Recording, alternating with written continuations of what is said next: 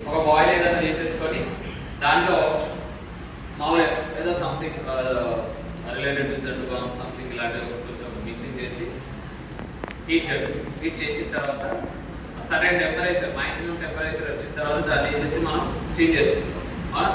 So steam ఎలా చేస్తాం జనరల్గా ఎలా చేసుకుంటాం? ఓపెన్ ప్లేసా? ఓపెన్ ప్లేస్లో చేసుకుంటామా?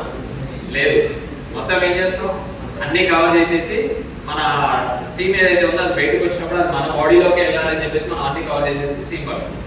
అవునా? సో దాన్నే మనం లైక్ ఏ బాయిలర్ అనొచ్చు. ద వర్కింగ్ అంటే ఇక్కడ ఏమవుతుందంటే అది మన లోపలికి వెళ్ళేసి ఏదైతే ఉంటుందో అది లోపలికి వెళ్ళేసి రియాక్షన్ జరిగి మేబీ కాఫ్ కోల్డ్ ఇలాంటివి ఏమైనా తగ్గడానికి హెల్ప్ఫుల్ అవుతుంది. సో ఇక్కడ కూడా ఏమవుతుందంటే బాయిలర్స్ అంటే ఏంటంటే మామూలుగా మనం హీట్ని ప్రొడ్యూస్ చేస్తాం, టెంపరేచర్ని ప్రొడ్యూస్ చేస్తాం బై యూజింగ్ బాయిలర్స్.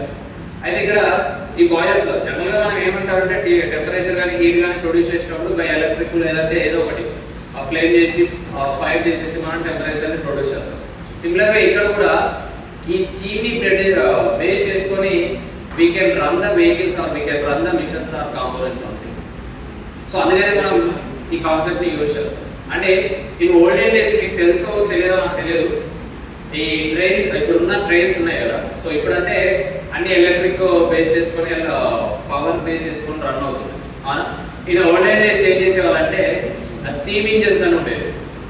ఆ స్టీమ్ ఇంజన్స్ బేస్ చేసుకొని రన్ అయ్యేది. అంటే ఈ ఏదైతే స్టీమ్ మనం మామూలుగా హీట్ చేసినప్పుడు స్టీమ్లోకి స్టీమ్ ప్రొడ్యూస్ అవుతుందో దాన్ని బేస్ చేసుకొని మెకానికల్ ఎనర్జీ లేదంటే ఎలక్ట్రికల్ ఎనర్జీ హైడ్రాలిక్ ఎనర్జీ ఇలా కన్వర్ట్ చేసేసుకొని మనం వెహికల్ని మూవ్ చేసేవాళ్ళం in modern days 19th centuries 18th 19th centuries starting.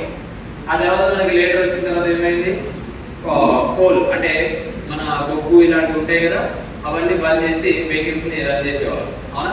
So అంటే ఈ స్టీమ్స్ బాయిలర్స్ అనేవి ఓల్డెన్ డేస్లో బాగా యూజ్ చేసేవాళ్ళు. ఇప్పుడు కూడా steam we are using but compare with another systems this was using less.